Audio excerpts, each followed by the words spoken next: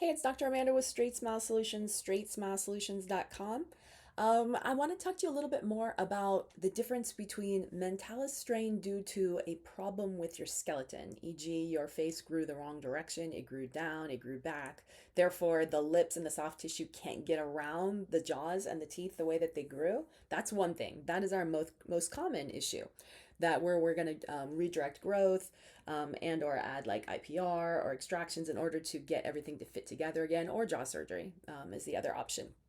The other scenario is more of a tone issue, and this has a lot less research in terms of orthodontics. Matter of fact, very little is out there, but it's something I know a lot about, so I want to tell you about it.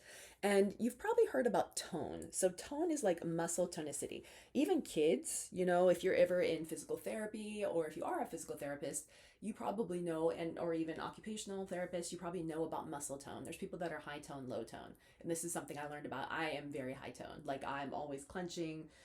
My muscles are usually very rigid. Like, it's something I have to actively undo. So that's sometimes just a function of your neurology, and if you know, you know. But there are patients that are high tone and low tone. We have those in our chair all the time. You got patients where you're like struggling to get the mouth mirror in there in order to see. Like, it's not that their mouth is necessarily small, it's just their muscles are super active.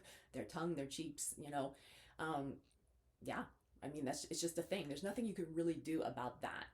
The most important thing is for you to understand how it's going to change the orthodontics and the orthodontic treatment plan. So what we don't want to do is see a situation where we see like Mentalis strain and be like, whoa, their jaw grew wrong. Well, that doesn't necessarily mean that.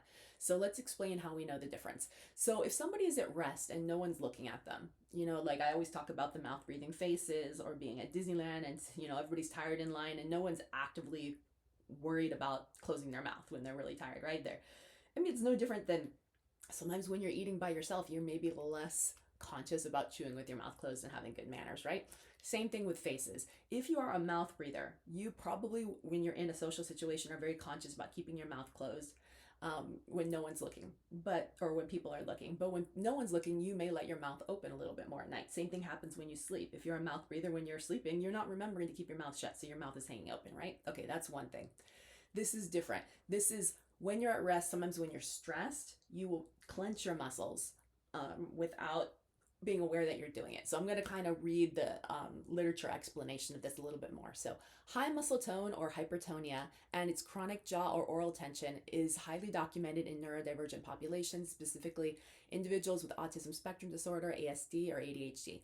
Many neurodivergent patients use microstimming behaviors, which include subconscious rhythmic clenching, oral posturing, or lip pursing habits. The Mentalis strain here may not be due to a lack of space or bad growth, but perhaps a central nervous system or motor regulation sensory feedback. Not unlike people biting their fingernails, things like that people do all the time, right?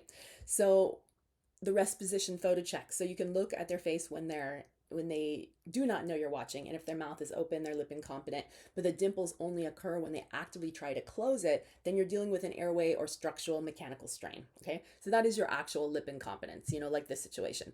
She did, I've seen the pictures, but I couldn't share it, but her chin is stippled, or she has Mentalis strain when she tries to get her lips around her teeth because her teeth are too far forward, teeth are protrusive.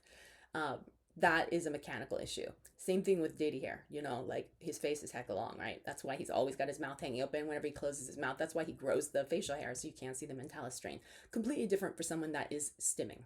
So just tightening their lips, or pursing their lips, or clenching their teeth, and it can also happen at night when you're sleeping. So anyways, just wanted to share that with you just so you can be aware. You don't want to make the wrong treatment plan because you weren't aware that the Mentalis strain really wasn't an orthodontic issue, structurally at least. All right, thanks.